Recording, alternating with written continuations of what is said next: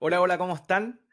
Aquí estoy de nuevo con ustedes para compartir una reflexión en cuanto al tema de las elecciones. Ustedes saben, yo normalmente opino con respecto a esto y les incentivo y les llevo hacia que cumplan su derecho y su deber de votar. Y esto es porque realmente es relevante, es importante que nosotros como cristianos podamos dar nuestra opinión por medio del voto. Este fin de semana se lleva a cabo las elecciones en nuestro país y estas son importantes. ¿Por qué? Porque de las 4 opciones que tenemos para votar, por los cargos que tenemos que votar, 3 de ellos son sumamente relevantes. El de presidente, el de senador y también el de diputado. Ahora bien, en eso nos encontramos con la administración de nuestro país y también las leyes que regirán nuestro país. Por tanto, nuestra decisión es sumamente importante. Muchos cristianos ciertamente están decepcionados en cuanto a la política, pero la verdad es que el voto es una oportunidad y un deber, puesto que no solamente mostramos nuestro gusto, sino que también un cristiano debe manifestar su cosmovisión, cómo ve el mundo. Y evidentemente la cosmovisión de un cristiano tiene que ser conforme a la palabra de Dios, una cosmovisión bíblica. Ahora, el argumento más común que nos encontramos, tanto fuera de la iglesia como dentro de la iglesia, para no votar, es que todos son ladrones. Y esto bien puede ser cierto. El punto es que nosotros no estamos escogiendo o reconociendo a un pastor, sino que en realidad estamos eligiendo a quién va a gobernar el país por un tiempo determinado. Por tanto, es relevante que tengamos eso en consideración. No podemos buscar a alguien que moralmente sea 100% porque honestamente el cargo específicamente no lo requiere.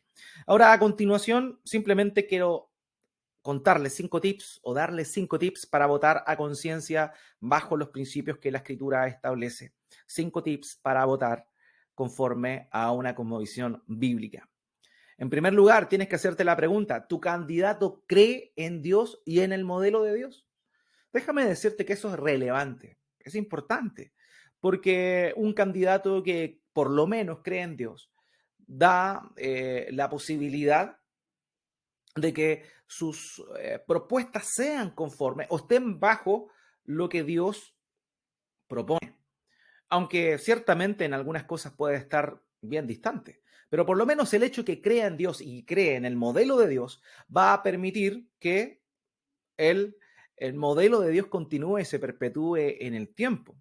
El modelo de Dios, y cuando hablo del modelo de Dios me estoy refiriendo a cosas tan elementales como el reconocimiento de la vida desde la concepción de la vida, es decir, en el vientre de la madre. También el tema de el reconocimiento de la creación perfecta de Dios de la familia por medio de un hombre y de una mujer. Esto es importante. ¿Tu candidato cree en eso? ¿Tu candidato vive eso? Ese es el primer tip. El segundo tip que quiero compartirte para que puedas tomar una decisión a conciencia, pero bajo una cosmovisión cristiana, es tu candidato entiende que la responsabilidad que tiene es directamente delante de Dios. ¿Tu candidato entiende que es Dios quien lo va a poner ahí? Esto es relevante. ¿Por qué razón?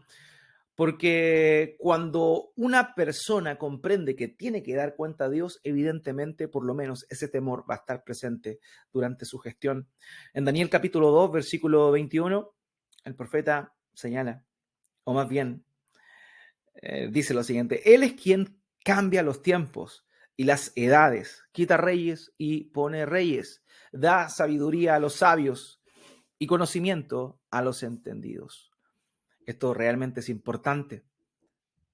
Tu candidato tiene que creer en Dios o debe creer en Dios, debe creer en el modelo de Dios.